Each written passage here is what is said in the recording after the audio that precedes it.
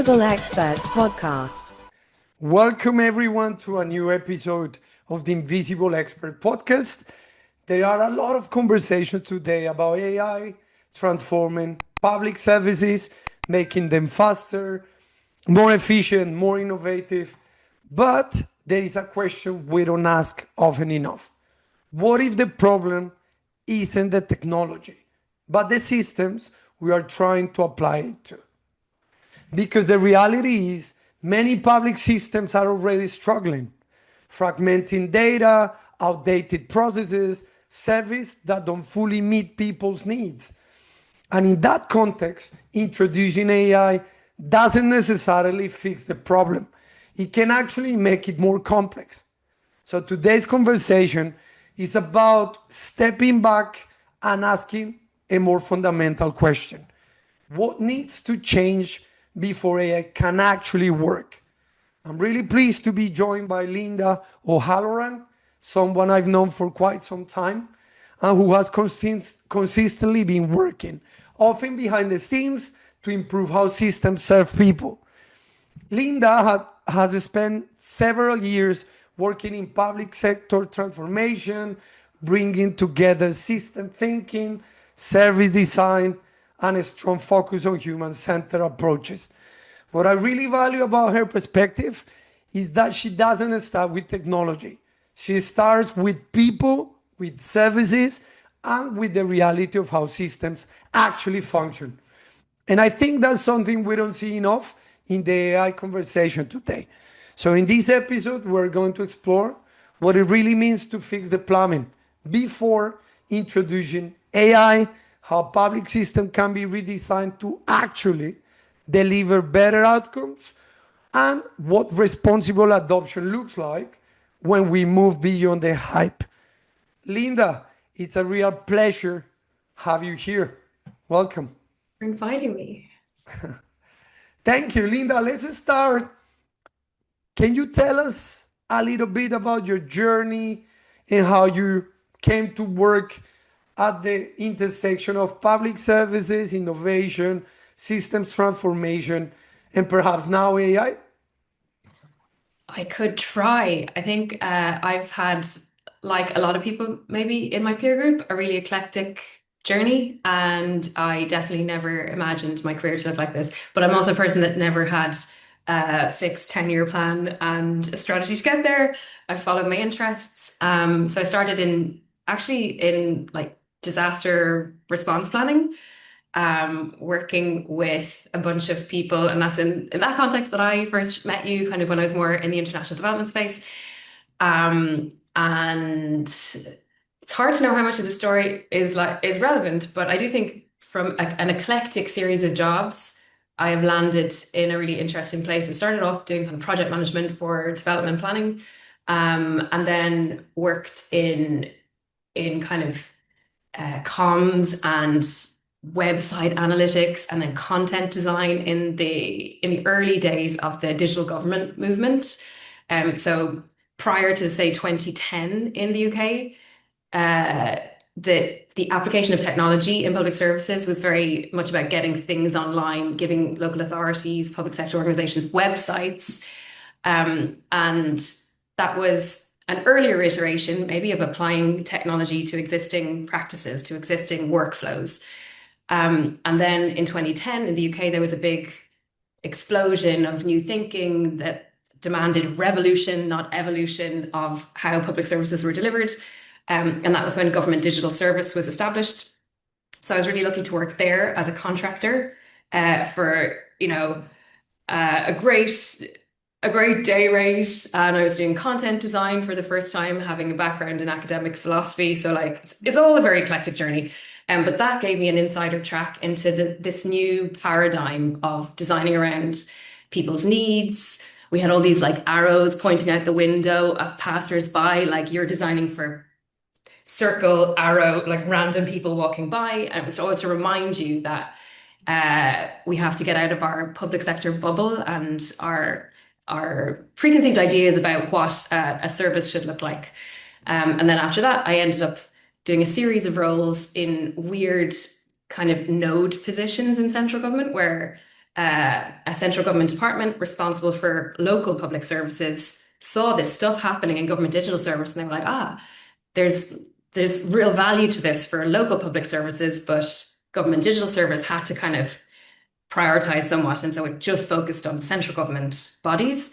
And so the program I ended up working on was asking how could we apply these principles and tools that government digital service was developing to local authorities, which are, politically autonomous. You can't mandate them in the same way you could mandate central government departments at the time, and still today. So yeah, I just had a lot of really, really good luck and eclectic roles that were looking across the whole system and kind of starting with these principles of what's important about how we design public services, and then looking at the logistics of how you actually disseminate this practice in like politically autonomous, massively overstretched public service organizations that have their budgets being cut exponentially by the governments of the time.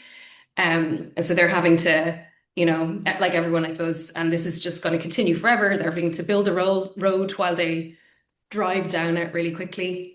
So yeah, it was a great like baptism of fire into this space. And over time, then I got to lead some really interesting programs, and now I get to do that through the lens of a company that's going back into the public sector and trying to help redesign public service ecosystems and big public services. Fantastic. That's a very exciting journey, huh? And I was wondering, like, from your perspective, how important it is integrating technology into the design of the public service system. There's a lot in that. Like, really important to the extent that I think we have an obligation to use taxpayer money as efficiently as possible. And the latest technology is usually the way to do that. And from an outsider perspective, maybe from the tech bro perspective, we can move really, really quickly with the latest technology. We should just do that to public services. The reality is a lot more complicated because we also have to design the way we collaborate. You can't just put great tech into public services because new technology often allows you to do things very differently. And the machine is already running as fast as it can in the old way of doing things. And it takes actually time, for people to stop what they're doing and make sure that they don't drop anything, that nobody, especially in public services, like nobody becomes vulnerable. You haven't deleted your database of vulnerable children and, moved it somewhere else. It's probably a bad example. And I can no longer remember the question, so shoot again.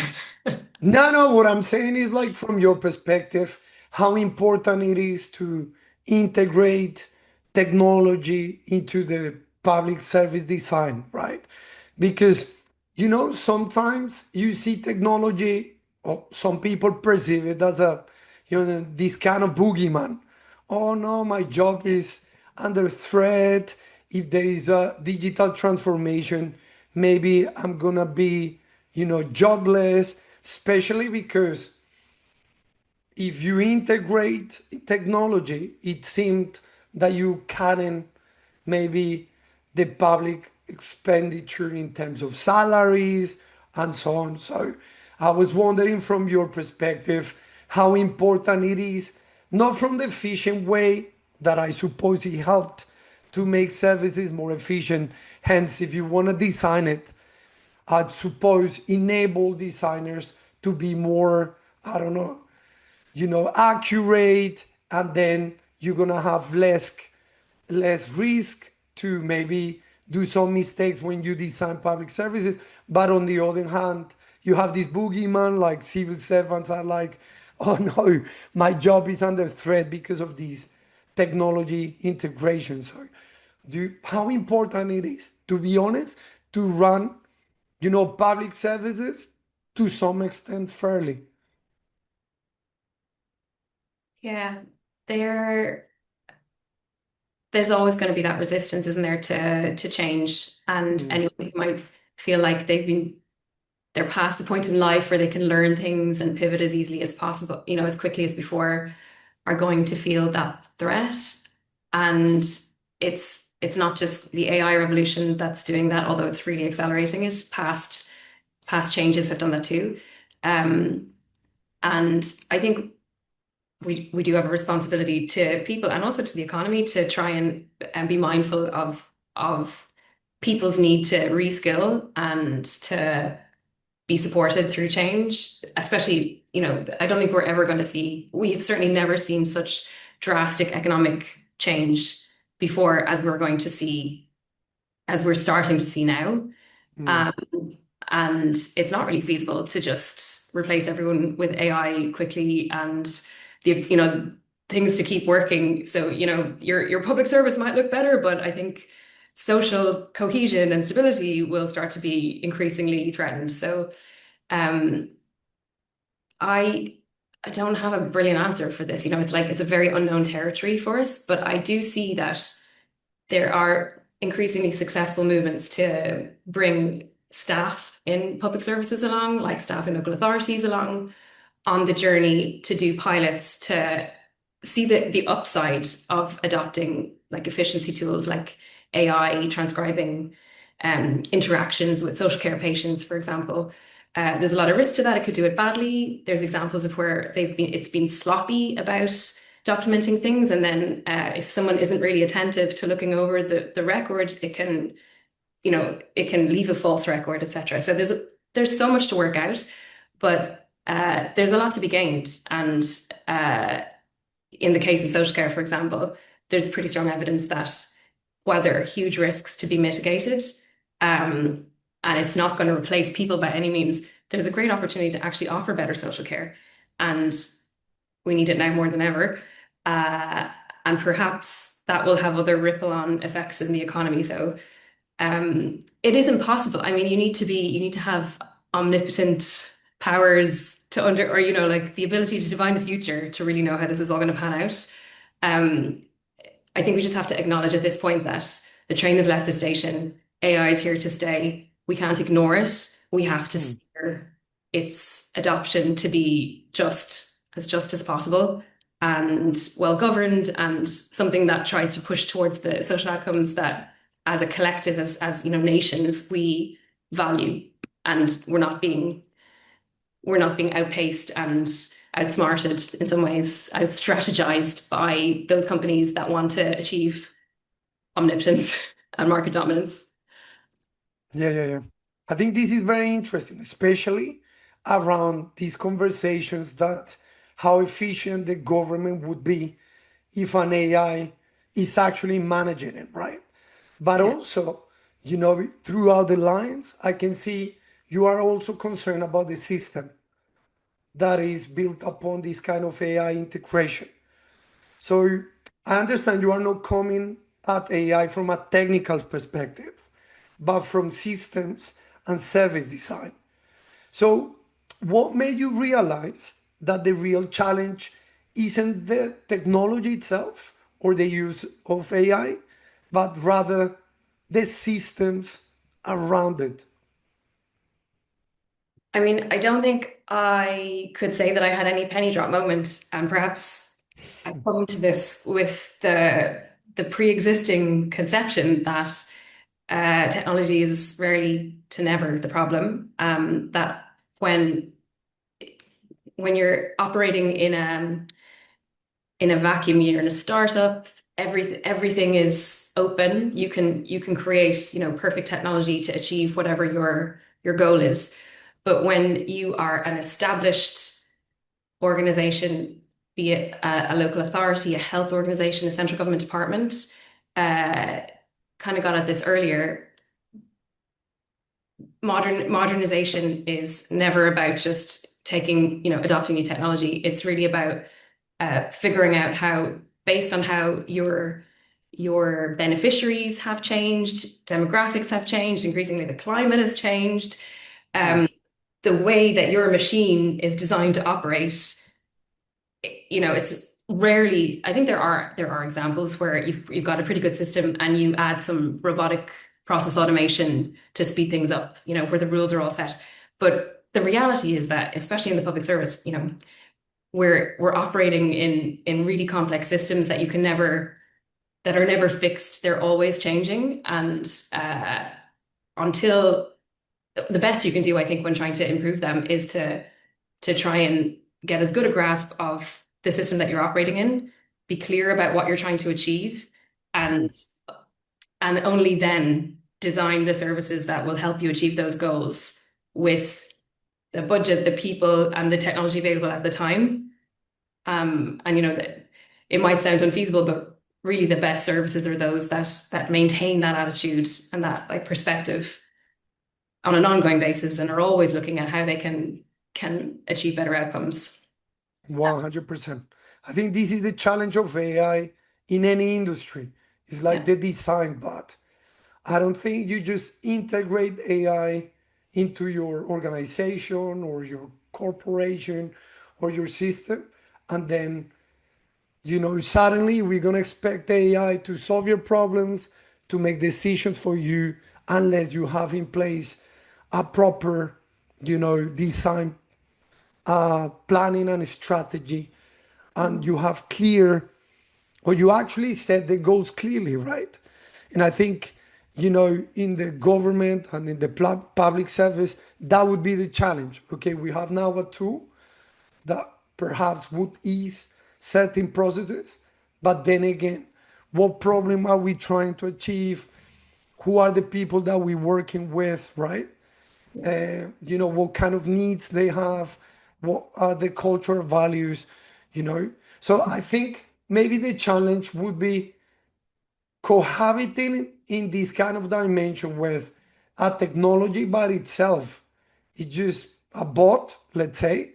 And on the other hand, never let this kind of human part away from us, right? Because I suppose when you work in public services, we cannot really forget that we are delivering things for people, right?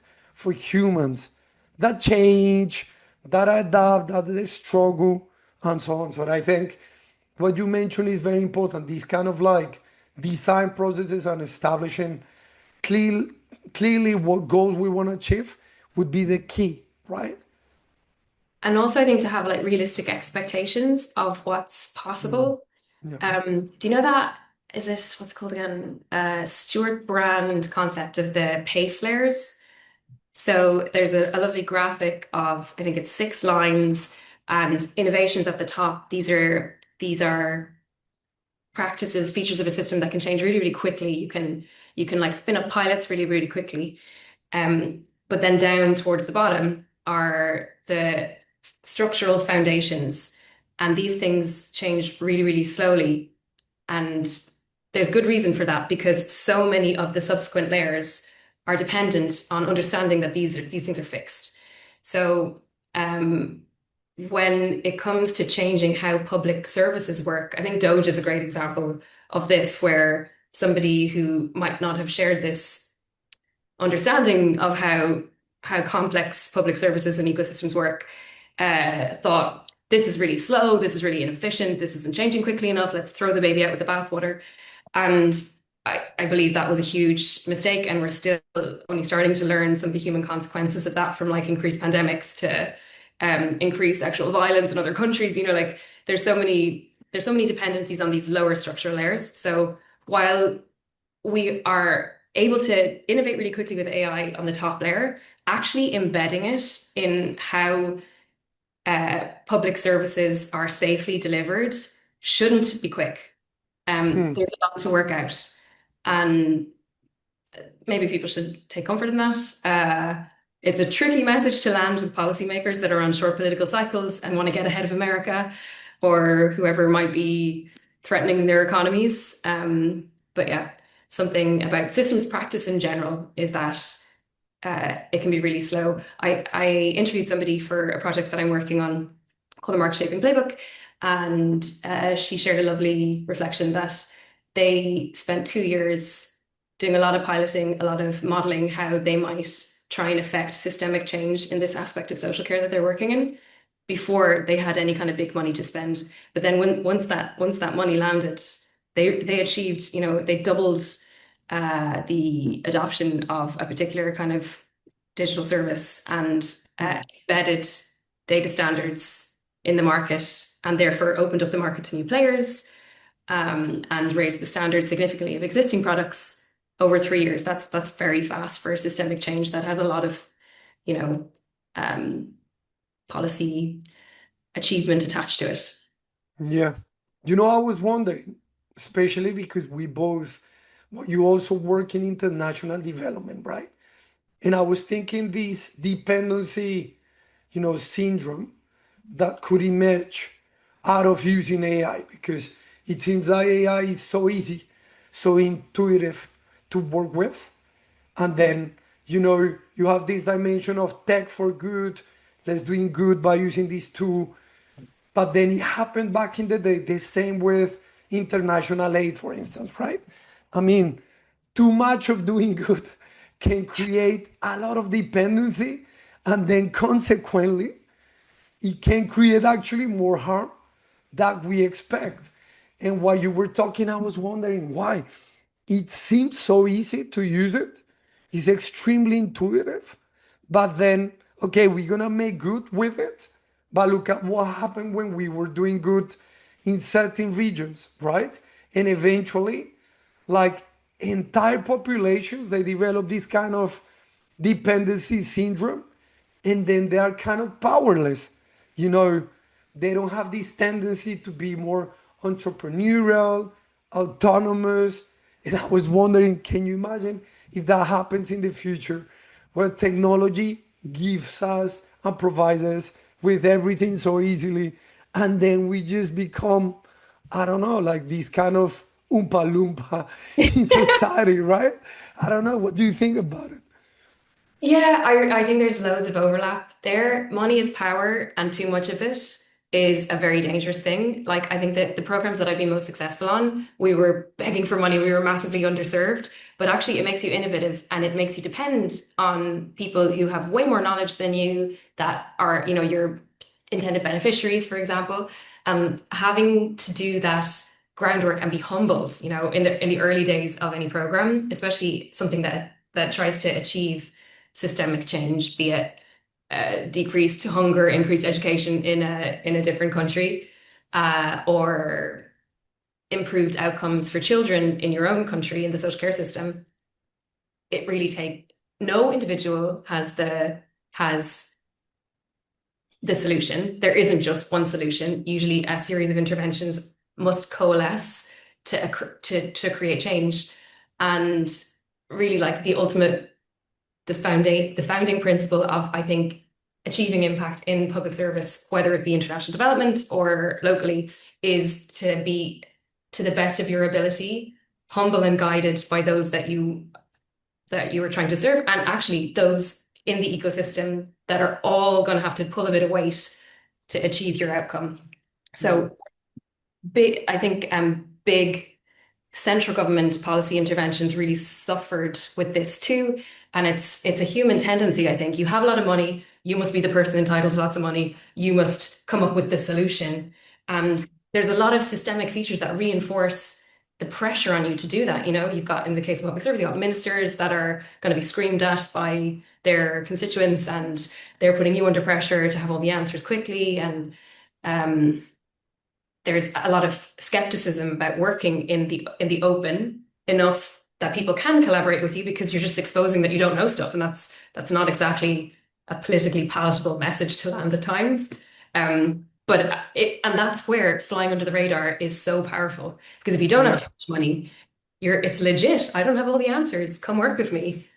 You can build your coalition, and then you go in when you do finally have money, if you're lucky enough to secure that, usually in the case of public service, from a central government policy department that's responsible for this big social outcome. Then you're going to be in a much better position to impact change with or without AI. Yeah, yeah, yeah, 100%. And also, like, something that we tend to oversee is that AI is basically powered by energy, right? Yeah, So let's imagine, AI is running the government, whatever. Imagine this is an area, and then we have such a blackout as it happened in Spain, you know? yeah, And we've been like maybe 25 years depending on this kind of technology. I don't know. I think I have the feeling will be powerless because maybe even in the design, we also need to take into account this kind of human side, right? In order to make decisions, in order to, I don't know, maybe develop plans, put in place certain programs. So I imagine A this. wild fantasy. It's like a tech bro vision that my first instinct is like a dystopian nightmare that I never want to be part of. Uh, I can't, I, I can't see us ever getting there, because we shouldn't ever get there, because what a bloody waste of outsourcing our humanity and Yeah, collaborating to 100%. achieve social outcomes to three companies in Silicon Valley that mop up all the world's resources to, you know, guide us as we would have been able to guide ourselves far more efficiently, I think. Uh, yeah, I don't ever see that coming to pass. But yeah, you're right. We do have a real responsibility now to be much better at like foresight practices as well. Um, Mm, there's a, I can see the ripplings of this happening more in the public sector. There's a few more commissions that are talking about things like consequence scanning, um, and uh, yeah, the horizon scanning and things like that. Um, uh, yeah, and it's very, very useful and important to be thinking that way now. And a lot of it as well, I think, comes down to we all have to get a little bit, especially people in public services who have felt very constrained to their swim lane, a little bit braver about using the little power that we might have. Like things are coming at us, change, new technology is coming at us, external forces are changing all the time, and you can't just keep your head down anymore and do your job. You have to like be a bit more thoughtful about how you might need to change your practices. And maybe that doesn't apply to everyone, but certainly the people that are thinking about how to deliver public services that I might work with, um, they often, I believe, have more power than they feel able to use. And sometimes it's just a case of permission. Like they'll see a peer doing it and they'll be like, oh, maybe I could actually consider expanding my, for example, my policy remit to include things like guidance about using technology. Uh, mm, this is a thing that I'm thinking about a lot at the moment, where the policy practice, I believe, is like the secret sauce, the key ingredient to affecting systemic change. And there's lots of incentives that make it really hard for those people to engage with technology and technology, um, the guidance around how one should implement technology to achieve their policy outcomes. Um, Likewise, the way the policy practice is broken up into different teams, sometimes mm. it's hard to get those teams incentivized to collaborate around an outcome. Um, yeah, so there's definitely a lot to work out, and I suspect that some of a lot of it comes down to personality, like people feeling allowed to, and also a little bit brave enough to be bold and to start talking with the other teams in their organization, because your job description is usually like deliver this policy by this date. Here are your team members. That's your minister, and that's obviously these people are very experienced in consulting widely with the sector.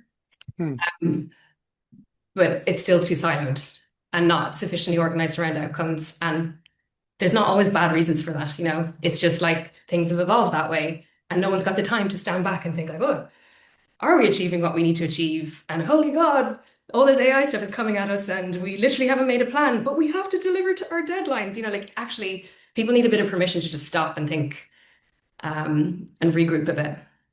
Yeah. And I agree what you mentioned, something that you mentioned before. I mean, as it seems easy, it creates more pressure onto people because they expect you to be, as quick as possible, be more efficient.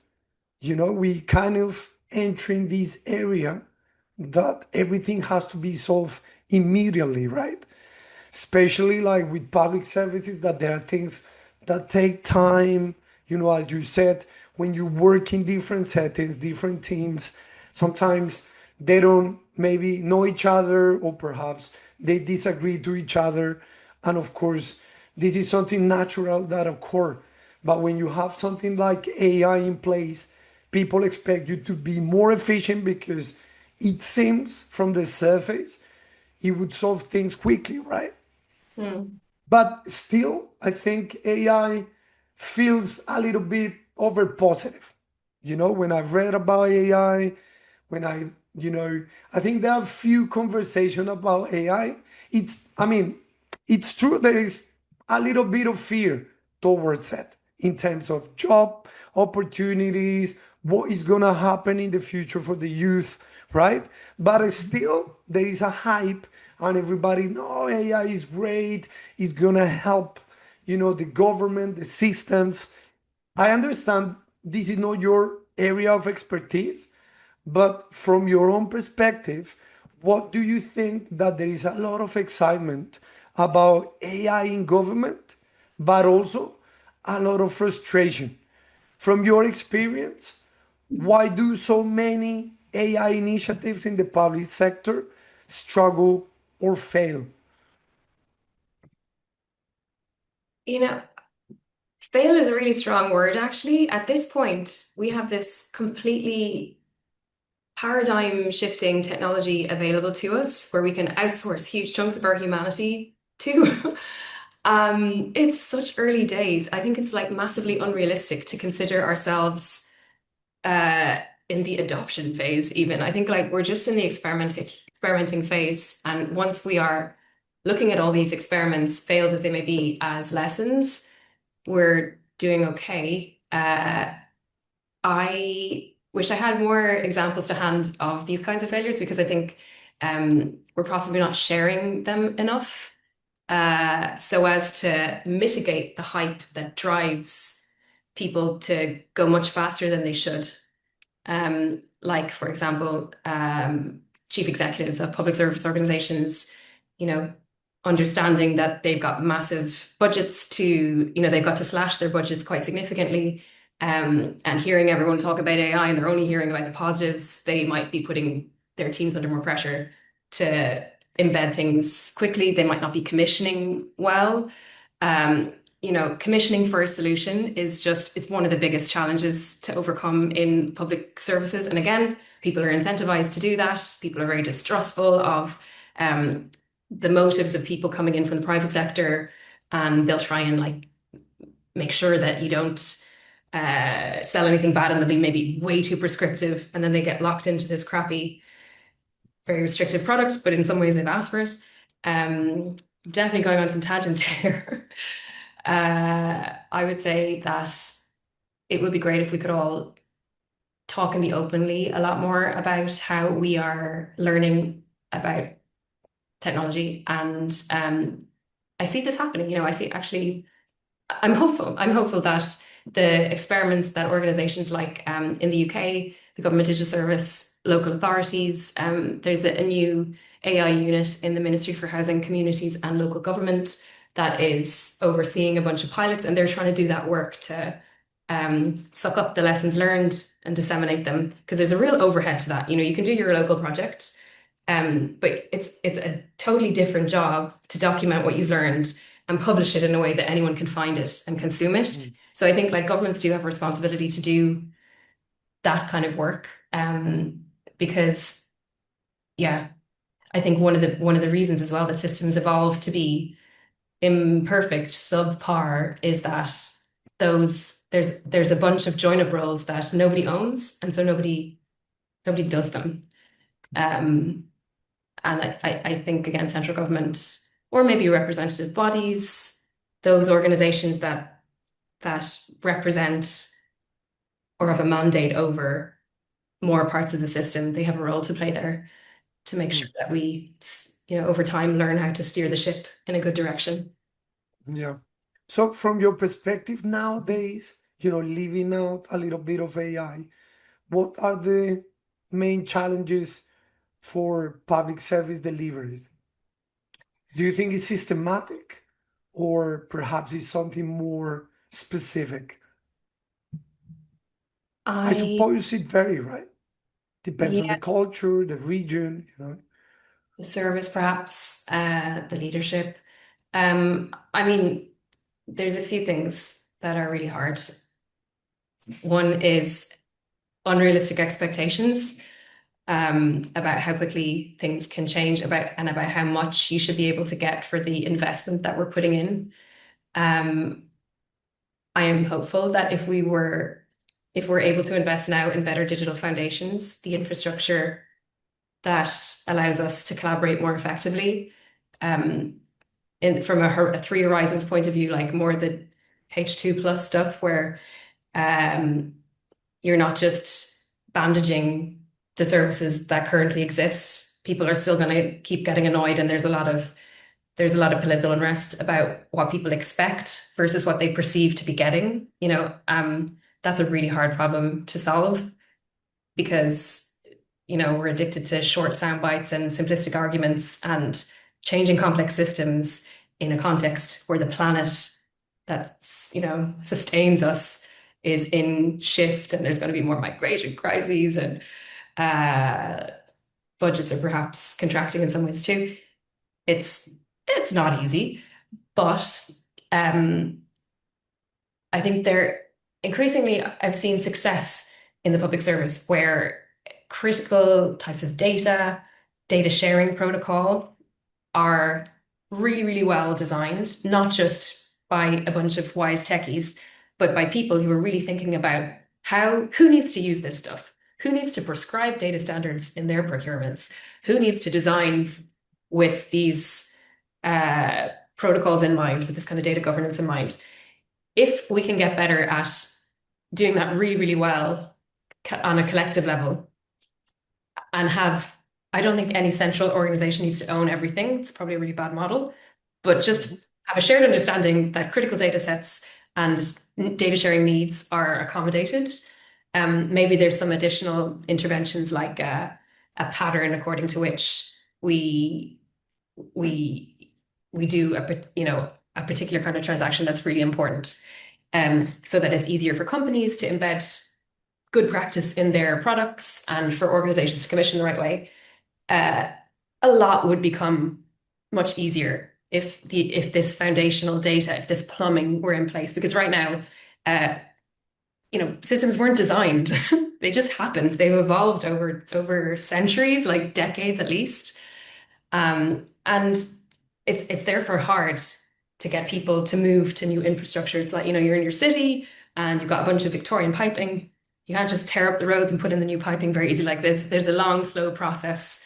From the perspective of public services, people are paying for a 5-year contract for some massively important housing or social care case management system. You can't just change the rules overnight. These processes are slow, but I do think there's a massive prize for all of us if we can get better in investing in that stuff. But it's hard because politics is really annoying. Like Yeah. political cycles are small and are short, and it takes long to be able to tell your stakeholders, your constituents, my support of this really boring data standard and this information governance guidance has saved lives, saved money. That's a real hard square to circle or circle to square. Yeah. I think there are a couple of things that are just coming up to my mind. On the one hand, you were talking about the collective, no, way that we supposed to be, collaborating and deciding based upon this digital information, right? And I was wondering how much we have to know about technology and have, in a way, a decent digital literacy in order to participate in this, right? Yeah, And, because I was thinking, one of the issues that I've seen, perhaps that we both work in international development, there is, of course, a digital divide, right? And you also not only have access, but also digital literacy. And if you want to make it collective, at least, our society has to have a certain level of digital literacy, right? So if we want to make it collective, how much we have to know about it? What do you think? I don't know. I mean, maybe it's naive. I think you need literacy. You need to be able to engage in the written word, Mm, and shared language helps. But these days, technology can really mm. do a lot of the rest. It can translate probably. And there's amazing examples from around the world of where mass collaboration has been enabled by technology really effectively across many different demographics. Like in the case of Taiwan, their digital government Yes. or their parallel government that was able to trial totally different ways of direct democracy. Um, and for a lot of the things that I'm interested in or kind of focusing on at the moment, you probably don't need to engage with absolutely everyone. Like, while it's so important to make sure that you have real involvement from people that you're trying to impact and help. A lot of this fixing the system stuff is literally about different organizations who, are employed and generally relatively well educated. They might have a humanities background, they might have an apprenticeship, but they're in the world of work, they kind of understand parts of the system.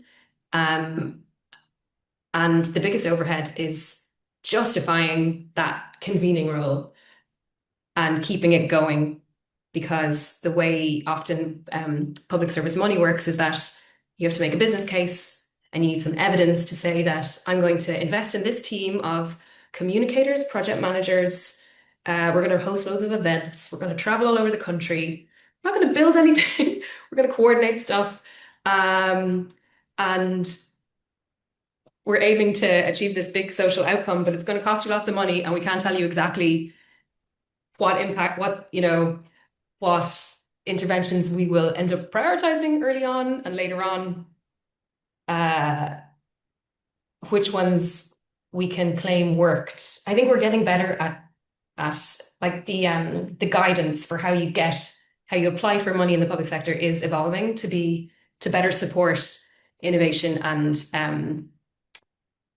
organizing around outcomes. But again, the system has had a good intention. We must safeguard the use of public money. We must be able to justify that we made wise investments. And the guidance is very business casey. It's kind of like you must evidence based on stuff that's worked in the past how this specific thing you're going to do is going to work in the future. But we're talking about Mm. stuff that's never been done before. We're talking about systemic interventions, which you can never say that your data standard, for example, really boring example, uh, is the reason why less children are falling through the cracks in the social care system, You need that combined with probably like widespread training so that you can reduce the digital divide, so that you can get people using digital care records more effectively. Um, it's never just one thing. And yeah, that's like telling that story, getting better at uh, evangelizing to ministers and perhaps to the people who put them under pressure to be on, to deliver miracles, um, would really, really help. That's great, man. And the other thing I was thinking is this fantastic analogy that you use about plumbing, right? If I'm not mistaken, you often talk about fixing the plumbing before introducing AI. And I was thinking, what does actually mean in practice? Is this something that you coin, or perhaps something that you elaborate throughout your work, and you're just trying to use this analogy to deliver a better, you know, understanding of how do you see the system has to change in order to integrate such tool as AI?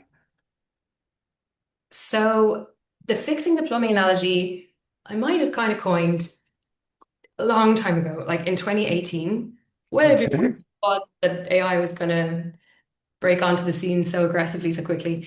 Um, and I do think it still applies. It was a way to try and quickly help people with the storytelling problem, grasp the the mission.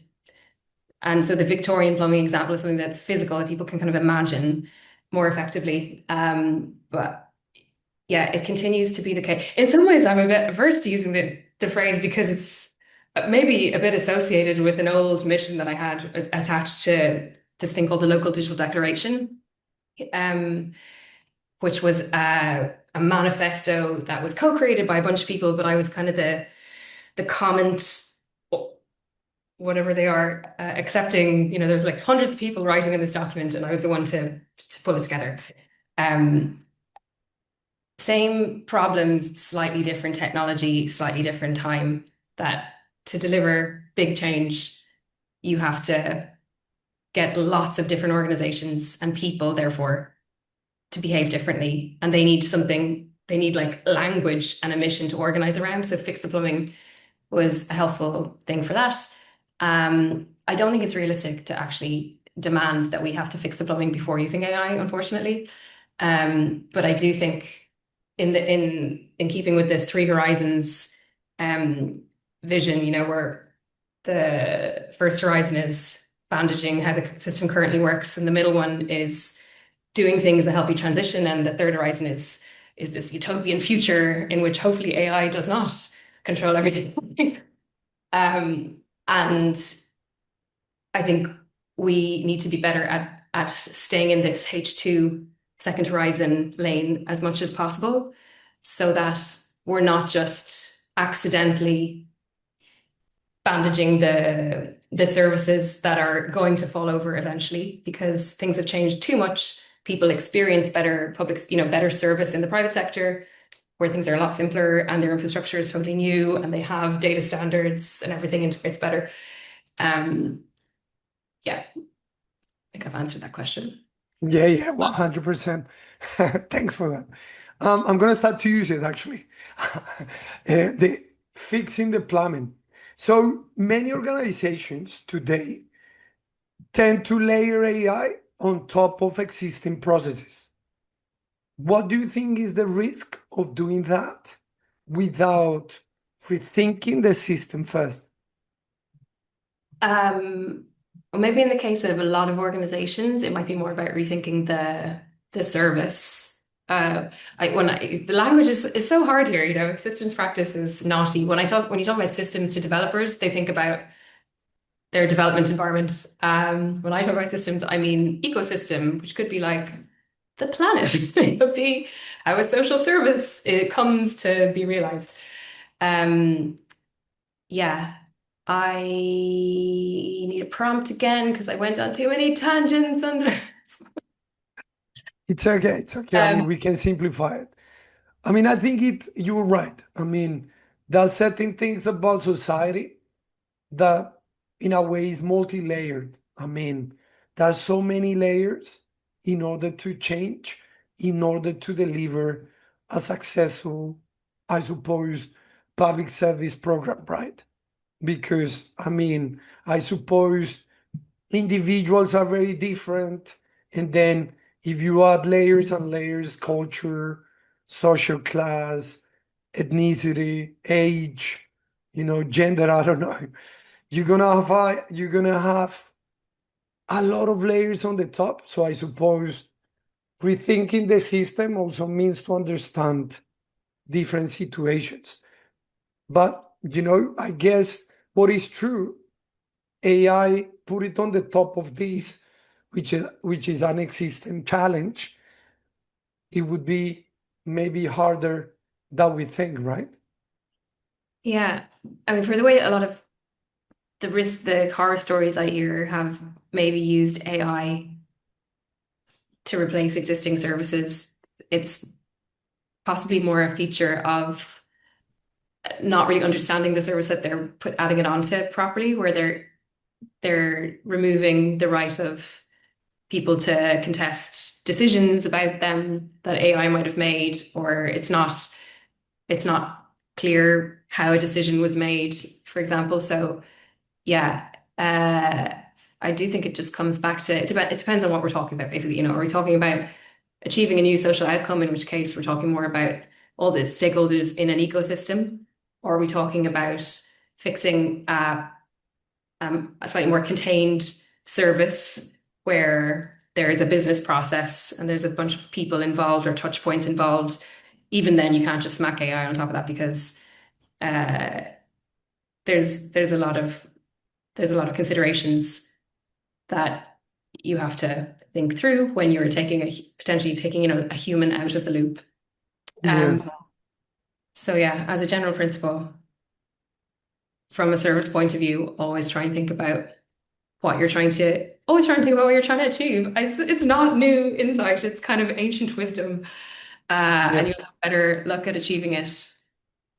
And yeah, the lens of human-centered design is a really helpful one to bring. I don't feel that AI adds extra new practices to this necessarily. Obviously, you need to understand how AI works, but the same principles are the foundation of embedding this stuff well and safely. Um, Test a lot, iterate a lot, start with user needs, and don't expect miracles. Yeah. I mean, and also like I was thinking, you know, like maybe AI, it would be like this kind of like bot to be blamed of. Okay, we make this bad decision. It wasn't me. It was the AI technology. Can you imagine? Because at the end of the day, AI has been fed by our information, right? So I suppose we're still in the layer that we have conversations whether too much healthcare is bad, you know, or good, or too much public service is either bad or good. I suppose it comes to this different ideological thinking of, what should we do as a state? But also, if you feed the AI with this, it would be, make it a little bit more complex, but also like everybody's washing their hands off. No, it wasn't me, it for AI. So I guess, thinking about systems would be like ideal first before actually layer AI on the top of the existing processes. I don't know. Let's talk about real world practice, right? Systems, services, and design. In your work, maybe you tend to emphasize human centered service design, right? What does that change the way we think about using AI in public services? Um, I Perhaps for a lot of people it does change things because, as you know, at the company that I work often sees people asking for help to pilot AI, implement AI, and often the specification is, in our opinion, very technology led and very efficiency operation led. And that kind of assumes that, first of all, you understand everything and everyone in all applications. And therefore, if one were to follow the brief, you do risk kind of put it further making further efficient something that doesn't deliver its intended outcomes. As you mentioned, like adding risk around accountability and responsibility for those bad outcomes, because if a machine that no one can quite like understand made the decision, then no one's responsible. And again, I kind of go back to, I think good practice continues to be the case that if you want to embed AI, first of all, you should be clear about why. Do you want to do it because everyone else is doing it? You might not write the best brief for your project, if so. And an old principle as well, for every $1, pound, euro invested in understanding the problem, that tends to deliver, in design, for example, that tends to deliver 100 in avoided risk and better outcomes. So never ever miss out the opportunity, that phase of your discovery or your planning of your project that requires you to talk to the people that you're trying to affect, that tries to like map the service or the process that you're working to, not just from the technology point of view, but also from how people tend to engage at various stages, and make sure that you test this in a safe, contained environment with real people before, and maybe some hard cases as well that allows you to test this thing about accountability and the risk of bad things happening with people's personal information. For example, there's a huge fear in the public service that that could happen the more you let loose large language models on real people's information. Hmm. Can you share an example where redesigning a service or perhaps a system made more impact than simply introducing new technology? Definitely. Let me think. This isn't my work directly. I've tinkered around the edges of it, especially in its early days. One of the biggest programs that TPX Impact has worked on is to help to digitize the planning service in the UK. So the planning system was designed in something like 1947, before internet, before so many things, and it's very paper-based. And when you so one thing is kind of making it easier to get information about who owns what and what's allowed where. The next horizon of that is so we've been involved in trying to help make that process better. And I think it was realized by other people early on that, first of all, everyone does it kind of differently. Like different local planning authorities don't necessarily have the same process. And what if we designed it really, really well once? Uh, a number of projects were pulled together that were looking at redesigning the application for planning permission really, really well once. At the same time that people were thinking about we need to be able to model who owns what and different parts of the planning system more effectively, and we need data standards to do that. So data standards were emerging. And now the next horizon, I suppose, is so the mission kind of halfway through became make all planning data machine readable.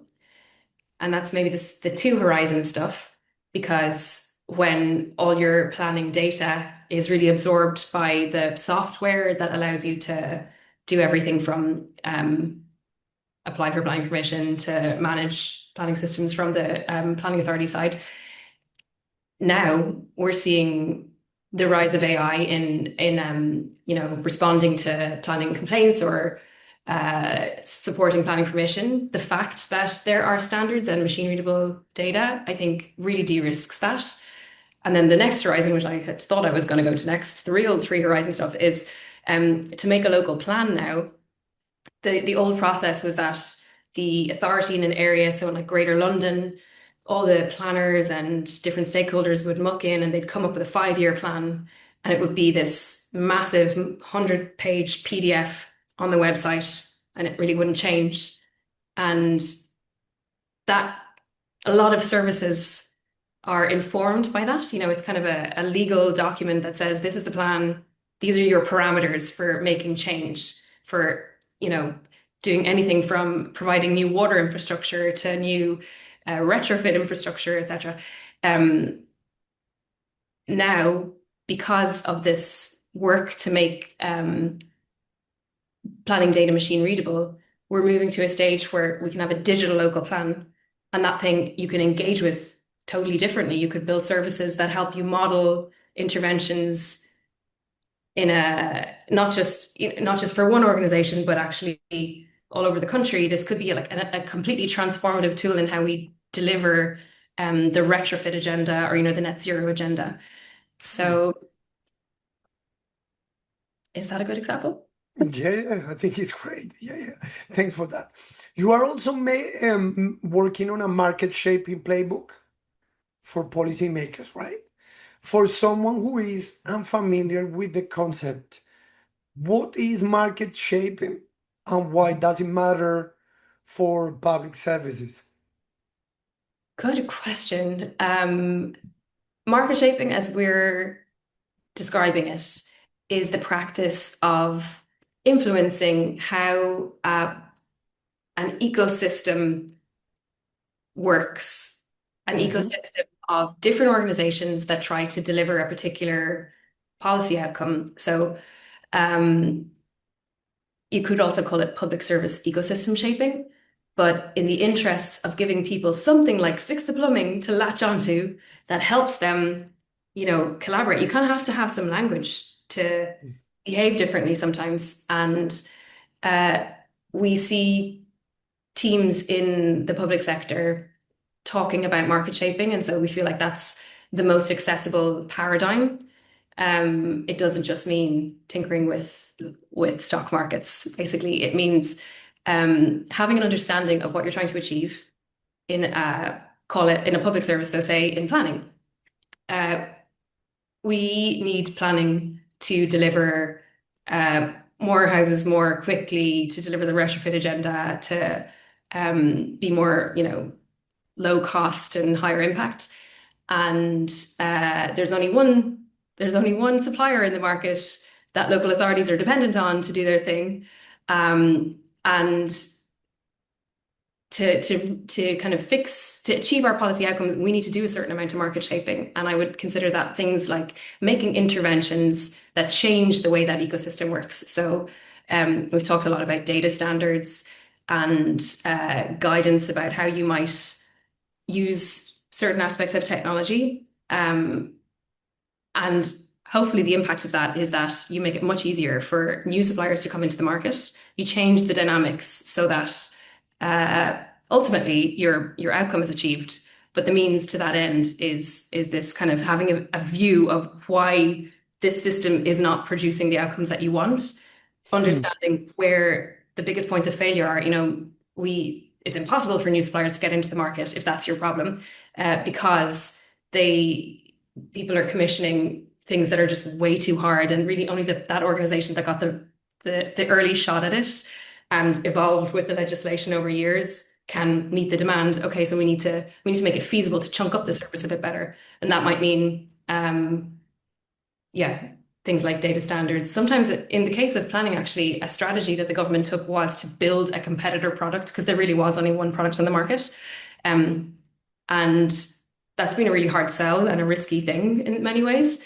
But what it has meant is that it can spin this alternative company out. It has created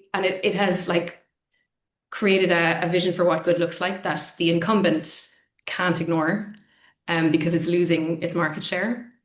And even if that competitor product were to fall over, they will hopefully have intervened enough in the market that it is a little bit it's more of a modular service now, and it is easier for new people to get in. So hopefully it will continue to grow. I think it's not at its point of maturity yet.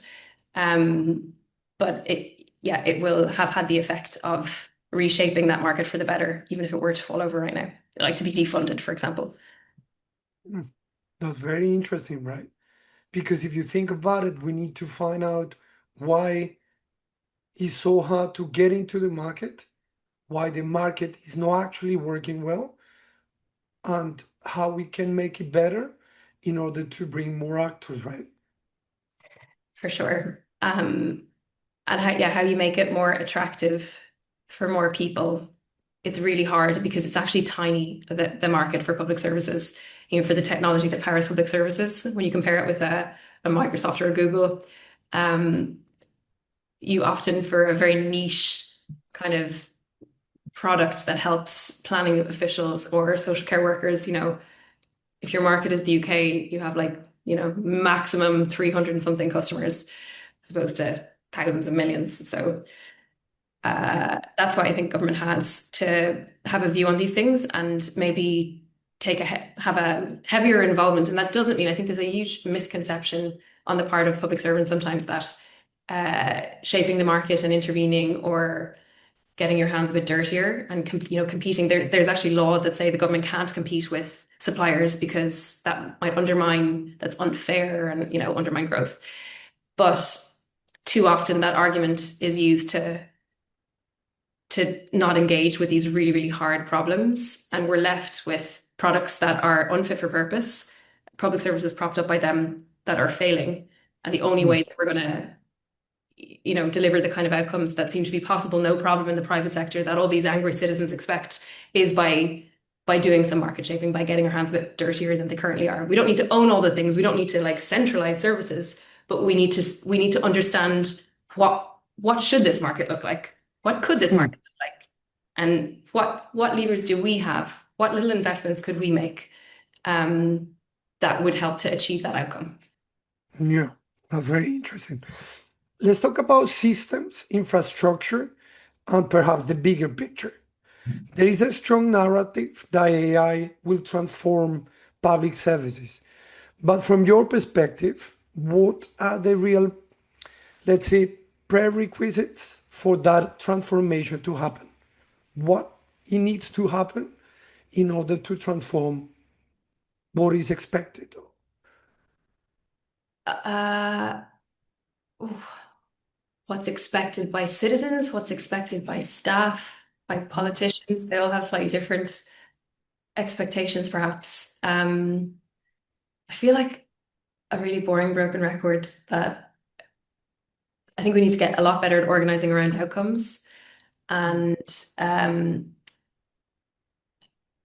and sometimes I think the only way really to do that without throwing the baby out with the bathwater, without completely breaking these lower pace layers of the system, is for people to be a bit bold, step outside their swim lane, for informal conversations to be more encouraged between teams, um, so that I mean, I guess a tricky question to answer precisely because we could be talking about so many different kinds of thing.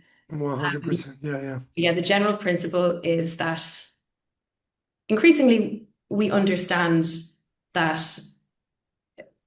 it's powerful to organize around outcomes, those things that are big missions that require multiple people to participate don't have to change all the time. What we have to do is get much, and that's a powerful thing that actually lets you deliver big change, rather than breaking things up into their component parts. Those projects get dissed, get defunded, get ignored more easily than a bigger mission that you can't really disagree with. Um, and it's really hard to get that stuff funded. And I think the easiest way I see to get that train moving faster is to empower people that are in the system with the most leverage, which I think are usually node people in central government and the policy owners of these outcomes to to kind of reach outside of their silo.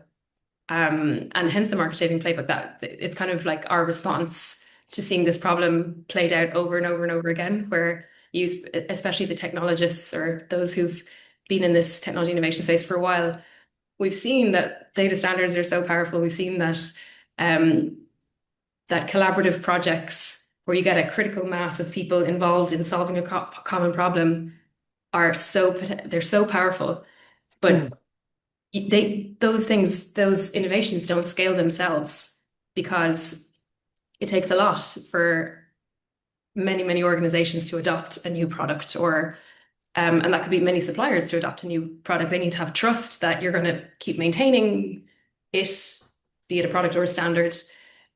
So the market shaping playbook is kind of an attempt to encourage more people to just get started with this way of working more in the open, more guided by the sector, um, in the hope that more programs can fly under the radar, get the right Hmm. plan together, and then land some money to make some big plumbing interventions over the next few years that will then set us up to adopt things like AI more effectively. Hmm. But it's true, like, to be honest, we need to think transformation public services for who? This is a very important question. And I think fundamental, right? Is it for the government itself in order to save some money up, or is it for the staff to make their work more efficient? Is it actually for the beneficiaries who want better public service delivery? I don't know. Very interesting. So you mentioned before the importance of data standards and infrastructure. Why are these often overlooked? And what happens when they are not in place? I think they're often overlooked because They are slow, hard. They sound they can sound techy and hard to understand sometimes. Um, and therefore, yeah, they they're not very exciting. It's not easy to get money for standard. You have to be able to tell quite a big story and link it back quickly to the importance of this unsexy technological intervention. It's hard to get that stuff sponsored. It's hard to get that stuff funded. Um, there are loads of really good examples where people are for example, in the local public sector, you'll have hundreds of different organizations that all have to do the same kind of thing. It's like the classic use case for standards because they have a small market serving them, and if their products were more standards based, it would be much easier for them to swap things around to get better value for money. And so loads of people who just really want their services to work better, who work in these organizations, have been getting together for decades to put standards together. But found that one thing is having a great technical standard. Another thing is understanding the people that you need to adopt it or to demand it in their procurements, and doing that discovery work and creating those adoption tools costs money. And often there's a vacuum of responsibility for this kind of thing. It's really hard for an individual cluster of local authorities who are being pounded by spending cuts, to fund this thing. And the annoying thing is that thing only works when you reach a critical mass of adoption. A data standard, call it a tomato or tomato, who cares? It's only going to improve your buying power and the performance of your services if so many people adopt that standard, that everyone in a few years will end up adopting it because the market's gone that way. Suppliers have acknowledged, okay, we have to do this now because no one's going to buy our stuff in the future. They're all going to go to that government competitor product if we don't.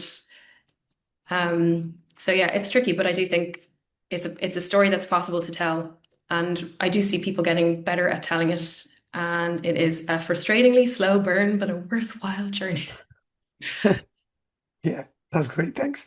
So, looking more broadly, how do you see the relationship between the government, markets, and technology evolving over the next few years? How do I wish I saw it, or how do I foresee it? Let's go for the first one, Ty. I wish and I hope that I think I'm very focused on the technology that powers public services. There's all this other technology that powers the economy that I haven't really engaged much with. But for that category of things that I have engaged more with, I'm hopeful and really hope that um, we are able to disseminate permission and the practice of market shaping, call it, that's what I'm calling it, widely in the public sector, that we're able to yeah, seed market shaping programs in the places where it makes most sense. So there's already one happening in planning, there's already one happening in adult social care. I think there's one emerging in children's social care. So there's places where this stuff could happen. There are clusters there, in the case of combined authorities, so clusters of local authorities that collaborate in some way, and they'll have a shared service. Those are really powerful places where a certain amount of market shaping can happen, especially in the emerging technology space. Mm. And they're often way more incentivized and forward thinking in their actions, but they're way less funded because they're dependent on local authority funding rather than big central government bucks. So I'm hopeful that big central government bucks can back some winning horses that take a view on how each public service ecosystem should be looking in the future, and do what they can do, invest in the bits that they need to invest in to enable that. They don't need to do it all.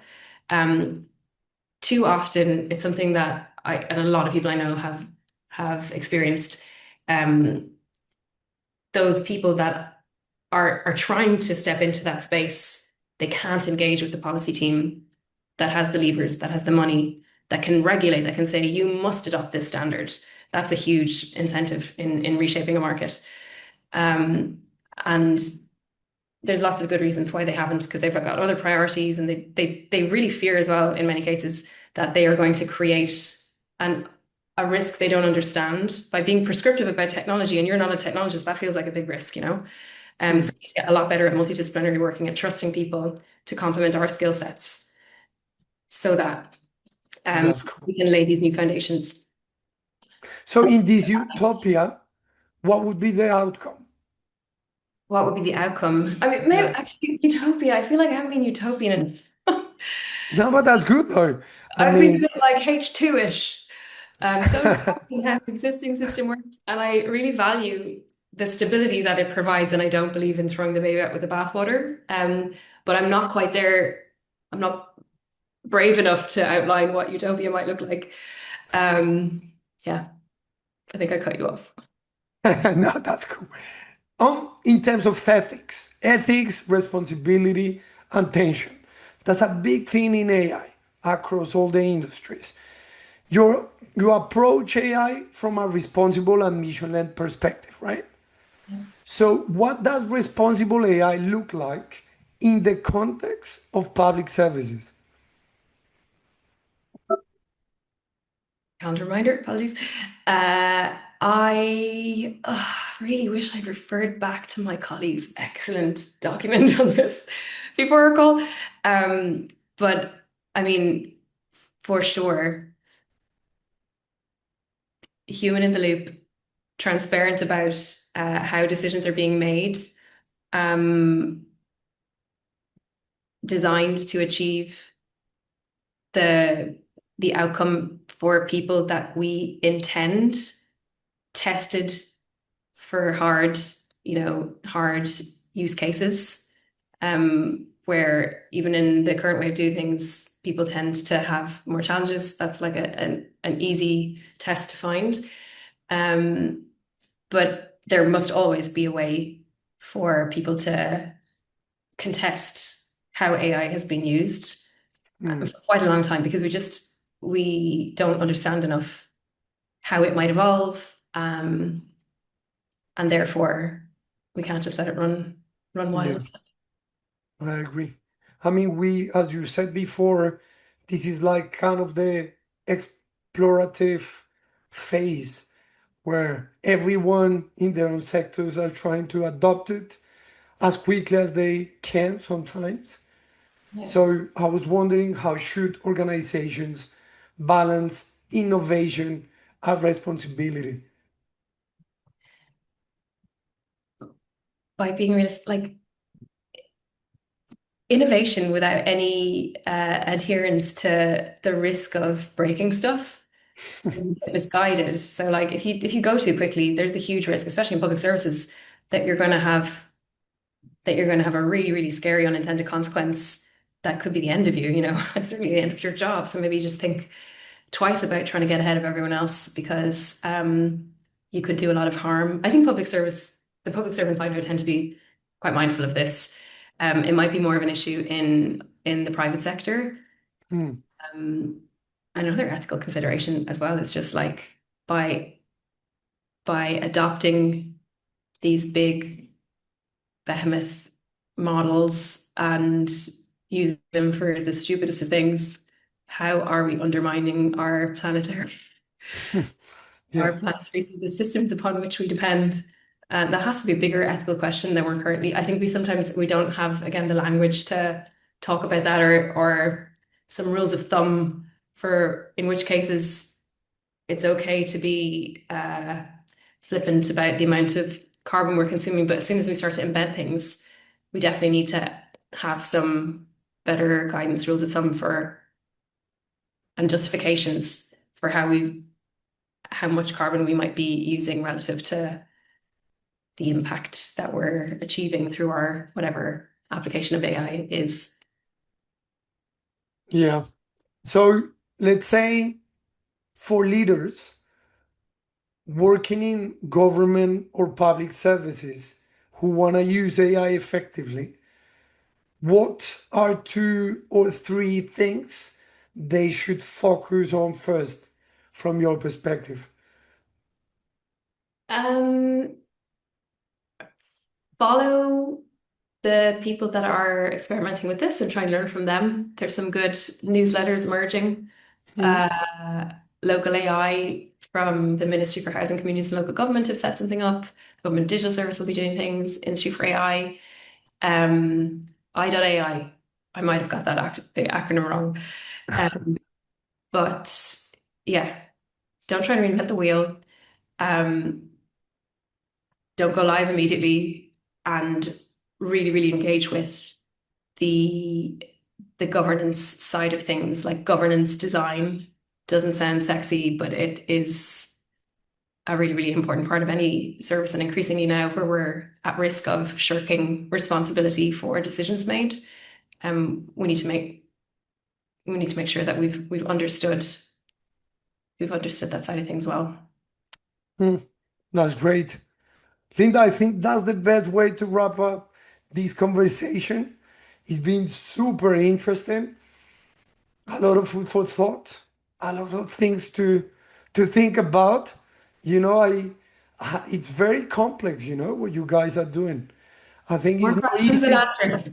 No, no, but it's true though. I mean, I was actually like thinking, wow, I have to do a better homework to understand how we can align these kind of like systems and AI and public service and go beyond, right? Well done, guys. It's no hard. It's very hard, I think, to make it work, especially like for these kind of huge expectations, I suppose, that people are having nowadays with AI, especially for this kind of unknown dimension. We don't know what is Yeah. gonna happen, right? Yeah, that is probably one of the biggest complicating factors, that it's really hard not to know. And we feel huge pressure as employees to have solutions and to be useful and to have answers. And I actually think that's a very dangerous state of being.